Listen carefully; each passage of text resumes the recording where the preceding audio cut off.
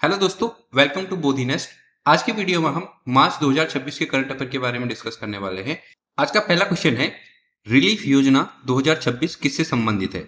ए agriculture, B export logistic, तीसरा health insurance और चौथा डिफेंस। ठीक है, तो इसके बारे में बता दूं कि अभी जो करंट में ईरान इजराइल और अमेरिका वाला युद्ध चल रहा था, उसके तहत क्या हुआ कि जो भी इंडियन एक्सपोर्टर्स थे उनको बहुत ज्यादा नुकसान हुआ। ठीक है, क्योंकि स्ट्रेट ऑफ हॉर्मुज बंद हो गया और दूसरा बहुत ज्यादा जो इंश्योरेंस कंपनियां थी जो एक्सपोर्ट को इंश्योरेंस देती है, उन्होंने अपने प्राइस बढ़ा दिए। तो कुल मिला के एक्सपोर्टर्स जो थे उनको बहुत ज्यादा नुकसान हो रहा था। तो उनको हेल्प करने के लिए भारत सरकार है, उनने रिलीफ योजना चलाई। तो इसका सही आंसर है बी वाला, यानी एक्सपोर्ट लॉजिस्टिक। ठीक है, चलिए। तो मैंने बताया कि रिलीफ स्कीम, इसका फुल फॉर्म है resilience and logistic intervention for export facilitation. ठीक है, तो ये इसके फुल फॉर्म है और इसके बारे में मैंने आपको बता दिया कि भारत सरकार द्वारा मार्च में शुरू किया गया। और इसका कारण था कि मिडिल ईस्ट में जो भी संकट आ रखा है और उसके तहत जो माल ढुलाई में एक्सपोर्ट को लेकर जो प्रॉब्लम्स हैं उनका जो है समाधान करना। ठीक है, चलिए। नेक्स्ट क्वेश्चन है, जीसैप और एफसेस ये किससे संबंधित है? तो इसमें बताना है कि अंतरिक्ष से, डिफेंस एविएशन से, या कृषि से, या बैंकिंग से। ठीक है, तो मैं बता दूं कि दोनों जो स्कीम है वो डिफेंस एविएशन यानी रक्षा विमानन से संबंधित है। तो इसके तहत क्या है कि जो रक्षा विमानन है उनको डेवलप करना है, जैसे मान लीजिए कोई एयरक्राफ्ट डेवलप करना है, उससे संबंधित है। इसके बारे में आपको बताऊं तो जो जी सैप है वो यूके, जापान, इटली इन तीनों का कंबाइंड एक प्रोग्राम है। और एफसेस जो है वो फ्रांस, जर्मनी, स्पेन इन तीन कंट्रियों का है। ठीक है, इसके तहत क्या डेवलप किया जाना है? फाइटर जेट और जो भी टेक्नोलॉजिकल इंटीग्रेशन है, बाकी चीजें वो डेवलप होंगी। और इसके तहत भी ऐसे जो ड्रोन है या फाइटर जेट है ये सब डेवलप किया जाएगा। ठीक है, नेक्स्ट क्वेश्चन है हमारा कि सरहुल त्योहार जो है मुख्यतः किस राज्य में मनाया जाता है? तो सरहुल त्योहार जो है इंपॉर्टेंट है, ये झारखंड स्टेट से रिलेटेड है। तो अभी जो हमारी जो प्रेसिडेंट है द्रौपदी मुर्मू जी, उन्होंने इस त्योहार की सराहना की थी, तो इसलिए थोड़ा सा हेडलाइट में आया था। तो उसका ध्यान रखना कि जो सरहुल त्योहार है वो झारखंड में मनाया जाता है। ये आदिवासियों का एक प्रमुख त्योहार है। ठीक है, क्यों मनाया जाता है? जो स्प्रिंग है, बसंत ऋतु है, उसके आगमन और उसका स्वागत करने के लिए त्योहार मनाया जाता है। क्या किया जाता है इसमें? प्रकृति, पेड़ पौधे और धरती माता की पूजा की जाती है। ठीक है, कौन कौन सी कम्युनिटी है इसमें? मुंडा है, उरांव है और हो जनजाति है, इनके द्वारा मनाया जाता है। सिंपल सी बात है, झारखंड में मनाया जाएगा। ठीक, नेक्स्ट क्वेश्चन है हमारा, प्रारंभ 2026 किससे संबंधित है? स्टार्टअप, एजुकेशन, डिफेंस और हेल्थ। ठीक है, तो प्रारंभ 2026 जो है वो संबंधित है स्टार्टअप से। ठीक है, तो स्टार्टअप इसमें है क्या कि भारत सरकार द्वारा एक स्टार्टअप और इनोवेशन से जुड़ा कार्यक्रम है। इसमें क्या करना है कि ये क्या करेगा, युवाओं को नए बिजनेस शुरू करने के लिए प्रेरित करेगा और जो भी इनोवेशन है और जो स्टार्टअप कल्चर है उसको बढ़ावा देगा। ठीक है, इसमें नए विचारों को फंडिंग मिलेगी और जो है थोड़ी बहुत मेंटरशिप दी जाएगी। तो इस तरीके से एक प्रोग्राम है। तो इसका ध्यान रखना कि कौन सा प्रोग्राम, प्रारंभ प्रोग्राम भारत सरकार द्वारा आयोजित है। जो मंत्रालय है इसके पीछे वो है आपका ministry of commerce and industry. ठीक है, चलिए। नेक्स्ट क्वेश्चन है, फ्लोटिंग लिडार बीओ का उपयोग किसके लिए होता है? इंपोर्टेंट है, अभी बहुत ज्यादा हेडलाइट में आता है ईरान वगैरह के युद्ध में। तो ये जो रिलेटेड है वो है आपका ओशियन एंड विंड मेजरमेंट से, यानी समुद्र और समुद्र की जो हवाएं हैं उनका ये माप करता है। ठीक है, कैसा होता है देखिए, तो ये कुछ इस तरीके का एक यंत्र होता है जो समुद्र में लगा होगा। तो ये क्या करता है कि जो समुद्र की हवाएं चल रही है उनका मेजरमेंट करता है। ठीक है, ध्यान रखना, इंपॉर्टेंट है। ठीक, तो लिडार की फुल फॉर्म होती है लाइट डिटेक्टिंग एंड रेंजिंग। मतलब एक तरीके से समुद्री उपकरण है और क्या करता है, विंड की गति को मापता है। और किस पे काम करता है? लेजर राइट पे ये काम करता है और इस तरीके से एक मशीन होती है। ठीक है, बहुत ज्यादा जानने की जरूरत है नहीं, बस इतना ध्यान रखना कि अगर ऐसा कोई टर्म आता है तो वो जो है समुद्र की जो हवाएं हैं उनकी स्पीड को मापने का काम करता है। नेक्स्ट क्वेश्चन है, महिला कृषि सम्मेलन किस शहर में आयोजित हुआ? ये भी इंपॉर्टेंट है बहुत ज्यादा। तो महिला कृषि सम्मेलन का आयोजन हुआ था दिल्ली में। ठीक है, तो दिल्ली के अंदर ये सम्मेलन का आयोजन किया गया और इसे आयोजित किया एफएओ ने, यानी फूड एंड एग्रीकल्चर ऑर्गेनाइजेशन ने। और आयोजन इसका हुआ न्यू दिल्ली में। ठीक है, और उद्देश्य क्या था इसका? कृषि और खाद्य प्रणाली में जो है महिलाओं की भूमिका उसे मजबूत करना। तो इस तरीके से भी पूछ सकता है, इसको ध्यान रखना। चलिए, नेक्स्ट क्वेश्चन है, भारत में पश्चिम एशिया से लगभग कितने प्रतिशत तेल का आयात होता है? ये भी इंपॉर्टेंट है क्योंकि अभी जो है ईरान वगैरह का जो युद्ध हुआ था इसके बाद क्या है, बहुत ज्यादा ये हेडलाइट में आ गया था मामला कि कितना एक्चुअल में, कितना हम एलपीजी का या फिर कितना हम जो ऑयल है उसका कितना इम्पोर्ट और एक्सपोर्ट करते हैं। तो इस क्वेश्चन का आंसर जो है वह लगभग 55 से 60%। ठीक है, इसका आंसर है मतलब 55 से 60 के अराउंड करता है। तो इसमें ऑप्शन 55 के आसपास ही दिख रहा है, तो इसका सही आंसर जो होगा वो 55 होगा। ठीक है, तो ध्यान रखना कि भारत जो है अपने कुल कच्चे तेल का लगभग 55 से 60% पश्चिमी एशिया यानी वेस्ट एशिया का मतलब ये वाला एरिया है, खाड़ी देश जिसको हम कहते हैं, यानी ईरान है, कतर है, यूएई है, ओमान है, इन कंट्रियों से करता है। ठीक है, पहले जो है इंडिया ईरान से बहुत ज्यादा ऑयल इंपोर्ट करता था, लेकिन फिर बाद में यूएसए के सैंक्शंस आए तो उसके बाद ईरान को हटाकर बाकी जैसे इराक है, सऊदी अरब है, या फिर आपका यूएई है और कुवैत है, इन कंट्रियों से तेल का आयात हमने बढ़ा लिया और ईरान से थोड़ा कम कर लिया। ठीक। नेक्स्ट क्वेश्चन है हमारा कि कौन सा कार्यक्रम महिलाओं की भूमिका पर केंद्रित था। ये इंपॉर्टेंट है। देखो, अभी हमने जो है इससे पहले जो जो क्वेश्चन पढ़ा था उसमें हमने देखा था कि कृषि सम्मेलन हुआ दिल्ली के अंदर, जिसमें महिलाओं की भूमिका से बहुत ज्यादा उसका संबंध था। ठीक है, तो वो जो प्रोग्राम है उसका नाम है जीसी वेस्ट। ठीक है, ये क्वेश्चन है, सॉरी, ये जो प्रोग्राम का नाम है जीसी वेस्ट का 2026 का, इसका फुल फॉर्म होता है global conference on women in agri food system. ठीक है, 2026। इसका मुख्य लक्ष्य जो था, कृषि और खाद्य प्रणाली में महिलाओं की भूमिका को मजबूत करने पर केंद्रित था। ये हमने पहले ही पढ़ लिया कि एफओ द्वारा आयोजित किया गया था और कहाँ किया गया था, न्यू दिल्ली, इंडिया में। ठीक, तो इसका मेनली जो लक्ष्य था, तो कृषि क्षेत्र में महिलाओं की भागीदारी को बढ़ाना था और जेंडर इक्वलिटी को बढ़ावा देना। ये क्वेश्चन इंपोर्टेंट है, ध्यान रखना, ये क्वेश्चन एग्जाम में पूछा जा सकता है। नेक्स्ट क्वेश्चन हमारा है कि सी ड्रैगन एक्सरसाइज जो है वो किससे संबंधित है। ठीक है, तो सी ड्रैगन एक्सरसाइज जो है नेवल एंटी सबमरीन वारफेयर की एक्सरसाइज है। तो इसमें क्या होता है, एक बहुराष्ट्रीय एक्सरसाइज है, यानी बहुत सारे देश इसमें आके प्रतिभाग करते हैं और मेनली इसमें क्या होता है कि जो एंटी सबमरीन वॉरफेयर है उसके बारे में इसमें काम किया जाता है। ठीक है, तो ध्यान रखना, इसका आंसर है बी। तो सी ड्रैगन एक्सरसाइज मैंने बताया कि जैसे नौसैनिक होगा, नौसेना का है और बहुराष्ट्रीय एक्सरसाइज है। ठीक है, जो मुख्य रूप से किस पे काम करता है, एंटी सबमरीन वॉरफेयर पे। ठीक है, यानी जिसको हम हिंदी में कह लेते हैं पनडुब्बी रोधी युद्ध प्रशिक्षण पर केंद्र है। ठीक है, सॉरी, केंद्रित है। यानी पनडुब्बी रोधी क्या होता है, जैसे पनडुब्बी होती है एक जो समुद्र में नीचे चलती है, मतलब सरफेस पे न चल के समुद्र के नीचे चलती है, जिससे क्या होता है कि हम दुश्मन तक के बहुत नजदीक तक पहुंच जाते हैं और उसको एहसास तक नहीं होता कि कहाँ वो पहुंच गए हैं। तो उसको जैसे दुश्मन की अगर ऐसी कोई सबमरीन है जो समुद्र के नीचे से आ रही है, तो कैसे उससे फाइट करना है, तो इसी को कहते हैं एंटी सबमरीन वॉरफेयर। ठीक है, यानी उस सबमरीन के प्रति कैसे हमें युद्ध करना है। तो ऐसा जो प्रशिक्षण है वो ये एक्सरसाइज थी, यानी जो सी ड्रैगन एक्सरसाइज थी उससे संबंधित थी। और आयोजन इसका जो कराता है वो यूनाइटेड स्टेट की नेवी कराती है, क्योंकि यूएस नेवी ही दुनिया की सबसे पावरफुल नेवी में आती है। कौन कौन से देश ने पार्टिसिपेट किया था, यूएस था, इंडिया था, जापान था, ऑस्ट्रेलिया था और साउथ कोरिया था। ठीक है, इंपोर्टेंट है, ध्यान रखना इसको। चलिए, नेक्स्ट क्वेश्चन है, जन विश्वास प्रावधानों का संशोधन विधेयक 2026 का मुख्य उद्देश्य क्या है। तो अभी ये बहुत ज्यादा हेडलाइट में आया था। ठीक है, बहुत इंपोर्टेंट अमेंडमेंट है गवर्नमेंट की तरफ से। तो इसमें क्या किया गया कि आपने देखा होगा कि कई सारे ऐसे लॉ है इंडिया में, खासतौर पर बिजनेस को रिलेटेड, ऑर्डिनरी भी है लेकिन इसमें जो है सिर्फ बिजनेस की बात की गई है, यानी जो बिजनेसमैन है या फिर जो व्यापार कर रहा है, छोटी छोटी चीजों में क्या होता है, उनको दंड मिलता है या फिर उनको जेल हो जाती है। इस तरीके से जो छोटी छोटी सजाएं हैं, उनको कम करने के लिए ये जन विश्वास विधेयक लाया गया।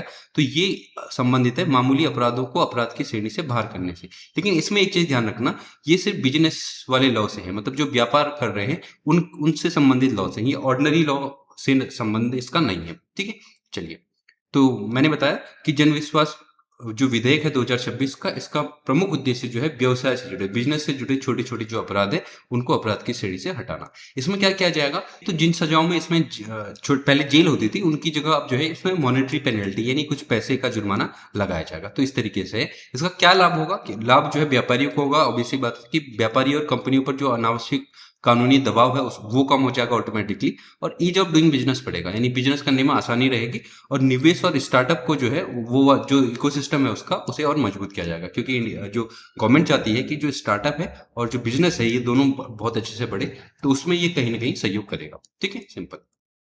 चलिए, नेक्स्ट क्वेश्चन है, अभ्यास टाइगर ट्रम्प 2026 किन दो देशों के बीच एक द्विपक्षीय अभ्यास है। तो जो टाइगर ट्रम्प है ये हर बार पूछा जाता है, हेडलाइट में रहता है। तो भारत और अमेरिका के बीच एक एक्सरसाइज है। तो इसमें क्या होता है कि ये एक ट्राई सर्विस सैन्य अभ्यास है, यानी इसमें तीनों सेनाएं भाग लेती हैं, आर्मी है, नेवी है, एयरफोर्स है, तीनों सेनाएं भाग लेती हैं। और आयोजन होता है इसमें इंडिया और यूएस के बीच में। इस बार जो आयोजन हुआ था मार्च 2026 में हुआ, कहाँ पे, विशाखापट्टनम, आंध्र प्रदेश में ये इसका आयोजन हुआ था। तो उसका जो काकीनाडा ट्रथ है वहां पे इसका आयोजन किया गया। ठीक है, तो इंपोर्टेंट है क्योंकि अमेरिका से रिलेटेड जितने भी एक्सरसाइज होते हैं वो कई बार पूछे जाते हैं। चलिए, नेक्स्ट क्वेश्चन है हमारा कि हाल में चर्चा में रहा कुसनपुर गांव किस राज्य का पहला स्मार्ट विलेज बना। कुसनपुर गांव जो है अभी बहुत ज्यादा हेडलाइट में रहा था, क्योंकि ये पहला स्मार्ट विलेज घोषित हुआ। स्मार्ट विलेज का मतलब है कि यहाँ पे बहुत सारी जो इंफ्रास्ट्रक्चर गतिविधियां हैं वो स्मार्ट यानी डिजिटल तरीके से कन्वर्ट हो गई हैं।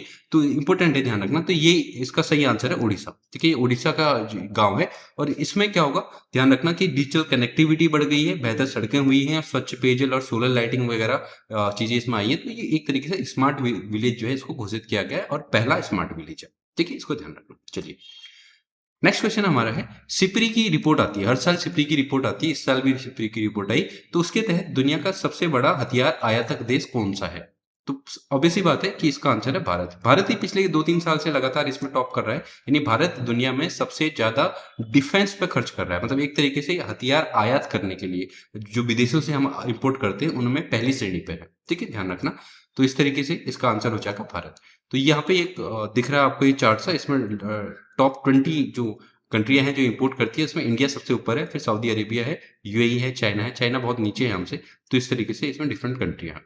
हमेशा ध्यान रखना कि सिपरी का मतलब होता है Stockholm International Peace Research Institute, एक सिपरी है, हर साल अपनी रिपोर्ट जारी करती है, और इसमें से जो है भारत, मैं बता रहा हूँ कि कई सालों से टॉप आर्म इंपोर्टर बना हुआ है। ठीक है, अब उसके कई सारे कारण यहाँ पे दिए हुए हैं, लेकिन आपके लिए इंपॉर्टेंट है नहीं, क्योंकि एग्जाम में इतना ही पूछा जाएगा। ठीक है, चलिए नेक्स्ट क्वेश्चन है, फूलदेई के बारे में पूछा गया है। फूलदेई उत्सव किस राज्य में मनाया जाता है? इस बार जो फूलदेई है, आपको पता है कि ये उत्तराखंड में मनाया जाता है, लेकिन जो इस बार का फूलदेई है थोड़ा हाईलाइट बना, क्योंकि एक तो इस समय आनंद महिंद्रा है, उन्होंने इस पे ट्वीट करा कि उनको ये त्योहार बहुत पसंद आया और इस तरीके से प्रकृति से कैसे जुड़ा हुआ है, इसकी सराहना की काफी ज्यादा उनसे उन्होंने। तो इस तरीके से नेशनल मीडिया में भी तो छाया रहा, तो फूलदेई जो है एग्जाम में पूछा जा सकता है। तो ध्यान रखना, फूलदेई उत्तराखंड का इंपॉर्टेंट एक त्योहार है, जिसमें क्या करते हैं, इस तरीके से जो छोटे छोटे बच्चे हैं, ठीक है, ये क्या करते हैं, लोगों के घरों में जाते हैं और दिल्ली पर इस तरीके से फूल चढ़ाते हैं, फूल एक तरीके से डालते हैं, और वो क्या करते हैं, वापस से इनको कुछ गिफ्ट्स देते हैं। ठीक है, मतलब कुछ खाने को दे दिया या पैसे दे दिए, इस तरीके से कुछ गिफ्ट दिए जाते हैं। उत्तराखंड में मनाया जाता है हर साल। तो चैत्र मास के पहले दिन में, जब चैत्र मास का पहला जो हिंदू नववर्ष है, पहले दिन उसका मनाया जाता है, और ये प्रतीक है बसंत ऋतु के आगमन का। ठीक है, ये छोटे छोटे क्वेश्चन पूछे जाते हैं, ध्यान रखना। और ये भी कि गढ़वाल और कुमाऊं क्षेत्र दोनों मनाए जाते हैं, यानी उत्तराखंड के आपको पता है 2 डिवीजन है, गढ़वाल और कुमाऊं, और दोनों में ये अलग अलग तरीके से हैं, लेकिन मनाया दोनों में जाता है। ठीक है, चलिए नेक्स्ट क्वेश्चन है, मार्च 2026 में किस स्थान पर आईएनएस जटायु को नौसेना में शामिल किया गया? ये ध्यान रखना, आईएनएस जटायु, पहली बात तो ये कि आईएनएस जटायु जो है एक नेवल बेस है, यानी नेवी का एक बेस है। बेस क्या होता है, जहाँ पे जो आपके हेलीकॉप्टर्स हैं या सबमरीन हैं, ये उतरती हैं, इस तरीके से बेस है। और ये जो है पूछा गया है कि किस स्थान पर नौसेना में शामिल किया गया, तो ये शामिल किया गया आपके लक्षद्वीप में। ठीक है, तो इंपोर्टेंट है। तो लक्षद्वीप के मिनिकॉय द्वीप पर आईएनएस जटायु को एक बेस के रूप में स्थापित किया गया है, और ये हिंद महासागर में भारत की सामरिक पकड़ और निगरानी क्षमता को बढ़ाने के लिए महत्वपूर्ण है। ठीक है, ध्यान रखना है इसका। और उद्देश्य क्या है इसका? ऑब्वियस सी बात है कि भारत की समुद्री सुरक्षा को मजबूत करेगा, इस तरीके से एक बेस होता है। नेक्स्ट क्वेश्चन हमारा है कि वर्ष 2026 में अंतर्राष्ट्रीय महिला दिवस का मुख्य विषय या जो थीम है वो क्या थी? आपको पता है कि हर साल 8 मार्च को जो है अंतर्राष्ट्रीय महिला दिवस मनाया जाता है, और उसकी एक थीम होती है। और क्योंकि ये हर साल मनाया जाता है, इसलिए बहुत ज़्यादा हेडलाइट में रहती है, और कई एग्जाम में इसकी थीम पूछी गई है। तो इस साल की जो थीम रही थी वह है महिलाओं में निवेश, प्रगति में तेजी लाई। ये कहने का मतलब है कि महिलाओं का जो है इन्वेस्टमेंट में रुझान बढ़ाना है, कि कैसे इकोनॉमी के अंदर उनका रुझान बढ़ा के क्या किया जा सकता है, इन्वेस्टमेंट में तेजी लाई जा सकती है। ठीक है, तो ध्यान रखना। तो इस बार का थीम जो है इन्वेस्ट इन वुमेन और एक्सेलरेट प्रोग्रेस, यानी महिलाओं में निवेश, प्रगति में तेजी लाएं, ये इसका बेसिक थीम था इस बार का। इसका मुख्य उद्देश्य जो है वह है महिलाओं के आर्थिक सशक्तिकरण और समाज में उनकी समान भागीदारी के लिए आवश्यक निवेश पर जो है ये जो थीम है वो केंद्रित था। ठीक है, चलिए नेक्स्ट क्वेश्चन हमारा है, पीएम सूर्य घर मुफ्त बिजली योजना के तहत कितने घरों में सोलर पैनल लगाने का लक्ष्य है? आपको पता है कि एक जो स्कीम चली थी, पीएम सूर्य घर, जो स्कीम चली थी, इसके तहत क्या है कि जो आपके घर के ऊपर एक सोलर रूफटॉप लगाया जाएगा, उसके तहत उससे जो भी आपकी बिजली बनेगी, ठीक है, वो जो है यूपीसीएल खरीदेगी, या आपके घर का उसका खर्च चलेगा, और उससे ज्यादा होती है तो यूपीसीएल को खरीद लेती है। तो इस तरीके से एक प्रोग्राम है जिसमें सरकार सब्सिडी देती है। अलग अलग स्टेट में अलग अलग है, किसी स्टेट में 40% सब्सिडी मिलती है, किसी में 60 मिलती है, तो अलग अलग है, लेकिन इसमें गवर्नमेंट जो है सब्सिडी देती है कि आप अपने घर के ऊपर एक रूफटॉप पैनल लगाइए, जिससे आप अपने घर की जो बिजली है वो उसके बचत कर पाएंगे, और जो आपका सोलर सिस्टम जो भी बिजली जनरेट कर रहा है उसका आप उपयोग कर पाएंगे। ठीक है, इस तरीके से है। तो इसका लक्ष्य है बेसिकली 1 करोड़ घरों में जो है ये सोलर रूफटॉप लगाए जाए, इसका लक्ष्य है। ठीक, तो इस तरीके से मैंने बताया घर के ऊपर सोलर रूफटॉप लगाया जाएगा, और इसका लक्ष्य जो है 1 करोड़ घरों तक पहुंचना है। सिंपल सी बात है। चलिए, बाकी आप पीडीएफ पढ़ सकते हैं, या आपको हमारे टेलीग्राम चैनल या आपको जो भी कम्युनिटी टैब है उसमें वहां पे मिल जाएगी, आप इसको बाद में जाके इसको इजीली पढ़ सकते हैं। नेक्स्ट क्वेश्चन है हमारा कि लखपति दीदी योजना के तहत केंद्र सरकार अब कितनी महिलाओं को लाभान्वित करने का लक्ष्य रख रहा है? देखो, लखपति दीदी एक योजना है गवर्नमेंट ऑफ इंडिया की। इसके तहत क्या करती है, जो सेल्फ हेल्प ग्रुप्स हैं, ठीक है, मतलब आपने देखा होगा कई सारे एनजीओ टाइप के होते हैं, सेल्फ हेल्प ग्रुप होते हैं, जैसे दूध की समिति होती है या फिर कुछ और छोटे छोटे प्रोडक्ट बनाने की सेल्फ हेल्प ग्रुप होते हैं, महिलाएं एकत्रित होकर उसमें कुछ पैसा इकट्ठा करके कुछ छोटा सा बिजनेस चला रही होती है, तो उनको सहायता करने के लिए स्कीम बनाई गई। ठीक है, इसका पहला लक्ष्य था 3 करोड़ महिलाओं को इसका लाभ पहुंचाने का लक्ष्य था, लेकिन इसकी सक्सेस को देखते हुए 2026 में मार्च में इसको अपडेट किया गया है और अब इसका लक्ष्य हो चुका है 6 करोड़ महिलाओं तक। ठीक है, तो ध्यान रखना इसका जो लक्ष्य है वो चेंज हो गया है और 6 करोड़ महिलाओं तक इसको पहुंचने का लक्ष्य रखा गया है। ठीक, तो इसका बेसिक उद्देश्य है आर्थिक रूप से जो महिलाएं हैं उनको आर्थिक रूप से सशक्त बनाकर उनकी वार्षिक आय को 1 लाख या उससे अधिक करना है। ठीक है, और मैंने बताया कि सिर्फ ये सेल्फ हेल्प ग्रुप से संबंधित है, ऐसा नहीं कि सारी महिलाओं को ये मिलेगा, उनसे संबंधित है। और इसको जो रन करती है संस्था या फिर हम कह सकते हैं गवर्नमेंट का जो मंत्रालय इसको रन करता है, वो नेशनल रूरल लिवलीहुड मिशन के तहत ग्रामीण विकास मंत्रालय इसको जो है रन करता है। ठीक है, ध्यान रखना, पहले इसका जो लक्ष्य 3 करोड़ महिलाओं तक था, अब इसका लक्ष्य जो है बढ़ाकर 6 करोड़ महिलाओं तक पहुंचना कर दिया गया। सिंपल सी बात। चलिए नेक्स्ट है अभ्यास लमिति एक्सरसाइज जो है, लमिति एक्सरसाइज जो है 2026 में इसका 11वां संस्करण किया गया। ये भारत और किस देश के बीच में किया जाता है? तो लमिति का मतलब होता है वैसे फ्रेंडशिप, यानी मित्रता से इसका संबंध है। ठीक है, और जो आयोजन किया जाता है भारत और सेशल्स के बीच इसका आयोजन होता है, यानी ऑप्शन सी आपका सही आंसर। ठीक है, चलिए तो एक्सरसाइज लमिते जो है मैंने बताया भारत और सेशल्स के बीच होने वाला एक संयुक्त सैन्य अभ्यास है, यानी ज्वाइंट मिलिट्री एक्सरसाइज है, और लमिते का मतलब होता है फ्रेंडशिप। ठीक, चलिए नेक्स्ट क्वेश्चन हमारा है कि मार्च 2026 की रिपोर्ट के अनुसार जल जीवन मिशन ने ग्रामीण भारत में कितने प्रतिशत कवरेज का लक्ष्य प्राप्त कर लिया है? ठीक है, बता रहा है कि जल जीवन मिशन, आपको पता है कि जल जीवन मिशन चलाया गया था, इसके अंदर कई सारे फैक्टर थे, जिसमें से जैसे एक फैक्टर था कि हर घर को नल से जल। ठीक है, हर घर को नल से जल, ये इसका एक फैक्टर था, जिसमें क्या किया जाता था कि हर घर को जो है फंक्शनल टैप कनेक्शन, यानी मतलब एक चालू पीने योग्य एक नल का कनेक्शन देना, हर घर में हर घर को एक एक नल मिलेगा, इस तरीके से इसकी स्कीम थी। तो जो मार्च 2026 में एक रिपोर्ट आई थी कि ये इसका जो है लगभग लगभग 81% के आसपास का कवर अप कर लिया गया। ठीक है, ध्यान रखना, इसको पूछा जा सकता है क्योंकि जल जीवन मिशन काफी टाइम से हेडलाइट में है, तो पूछा जा सकता है। तो जल जीवन मिशन जो है भारत सरकार की एक प्रमुख योजना है, जिसका उद्देश्य हर ग्रामीण घर को क्या देना है, नल के माध्यम से शुद्ध पेयजल पहुंचाना है। 2019 में लॉन्च की गई थी, और मंत्रालय जो है मिनिस्ट्री ऑफ जल शक्ति है इसके अंदर, इसको भी ध्यान रखना, कई बार मंत्रालय भी पूछता है। और उद्देश्य मैंने बता दिया कि हर घर को जो है पानी पहुंचाना है, शुद्ध पेयजल पहुंचाना है, ये भी इसका लक्ष्य है। तो मार्च 2026 में जो है एक रिपोर्ट आई जिसके तहत 81.7% जो है ग्रामीण घरों में ऐसा फंक्शनल जो कनेक्शन है वो पहुंचा दिया गया। ठीक है, चलिए नेक्स्ट है एक रिपोर्ट आती है हर साल, वर्ल्ड हैप्पीनेस इंडेक्स कहते हैं इसको, या वर्ल्ड हैप्पीनेस रिपोर्ट कहते हैं, 2026 में भी आई। तो ये क्वेश्चन पूछ रहा है कि विश्व प्रसन्नता रिपोर्ट में भारत का स्थान क्या था? तो पिछले साल इसकी रिपोर्ट थी भारत का स्थान था 125 इंडिया का, इस बार इसका स्थान रहा है 126, यानी हम एक स्थान नीचे गए हैं। ये वर्ल्ड हैप्पीनेस रिपोर्ट जो है क्या करती है, एक तरीके से बताती है कि किसी देश में रहने वाले नागरिक कितने खुश हैं, किस तरीके से खुश है। वो किसी भी तरीके से हो सकते हैं, वो एजुकेशनल तौर पर हो सकते हैं, हेल्थ के तौर पर हो सकते हैं, या फिर उनकी इनकम के तौर पर हो सकते हैं, कई सारे इसमें फैक्टर होते हैं। तो इसमें 2026 में इंडिया की जो रैंकिंग रही है वो 126 रही है। ठीक है, ध्यान रखना।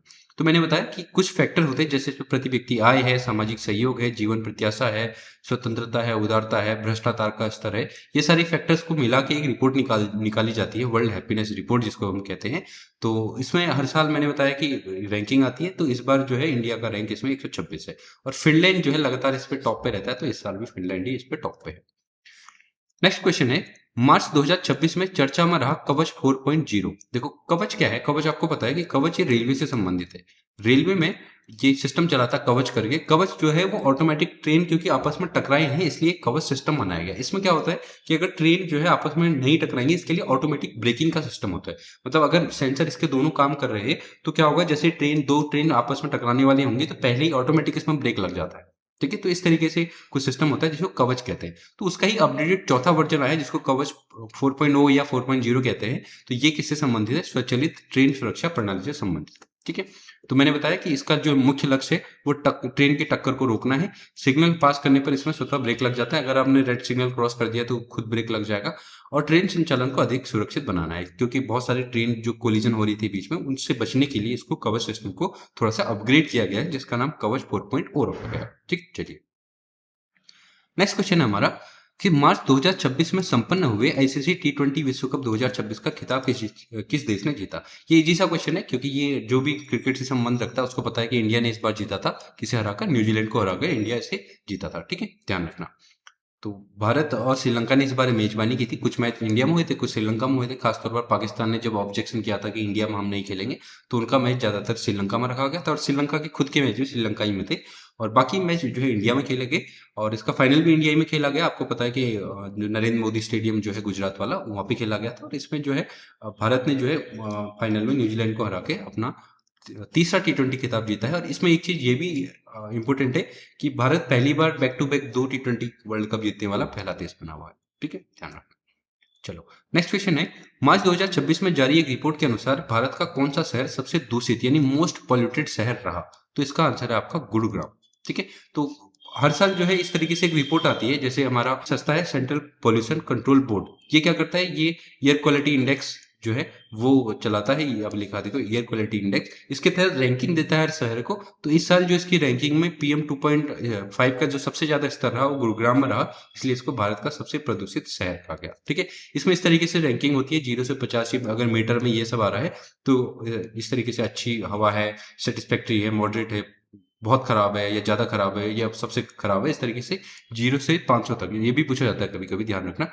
तो 0 से 500 तक का क्या होता है, इसमें इंडेक्स होता है और 500 यानी 400 से 500 के बीच में सबसे खराब जो है हवा मानी जाती है।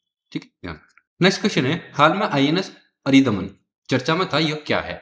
तो INS अरिदमन जो है एक परमाणु पनडुब्बी है। मैंने पहले ही बताया कि पनडुब्बी या सबमरीन जो होती है वो बेसिकली समुद्र के नीचे चलती है ताकि जो है दुश्मन तक के बहुत नजदीक तक पहुंचा जाए और एक रडार में ना आ सके, जिसके जो है करीब जाके दुश्मन के अटैक किया जाए। तो इस तरीके से तो परमाणु पनडुब्बी क्या होती है, देखो पनडुब्बियां दो तरीके की होती हैं। एक तो होती है कि नॉर्मल पनडुब्बी, जिसको हम कन्वेंशनल पनडुब्बी कहते हैं। ये मतलब न्यूक्लियर वेपन नहीं ले जा सकती, आपको पता है ना, न्यूक्लियर वेपन और नॉर्मल वेपन जो होते हैं, न्यूक्लियर वेपन नहीं ले जा सकती। और ये जो परमाणु पनडुब्बी होती है वो न्यूक्लियर वेपन ले जा सकती है, मतलब जिसमें न्यूक्लियर ब्लास्ट जिसे किया जा सकता है। तो ये इंपॉर्टेंट है, ध्यान रखना इसको। तो INS अरिदमन जो है वो क्या है, एक न्यूक्लियर कैपेबल सबमरीन है। ठीक, चलिए, तो ये है इसका, इस तरीके से होती है सबमरीन, देख लो आप। ये पानी के नीचे चले जाती है, इस मतलब बहुत गहराई में भी ये जा सकती है ताकि आसानी से जो है दुश्मन तक पहुंचा जाए। ठीक है, तो ये है। और इसकी खासियत मैंने बताया कि एक तो ये न्यूक्लियर पावर्ड है और अरिहंत क्लास की सबमरीन। अरिहंत क्लास का मतलब जो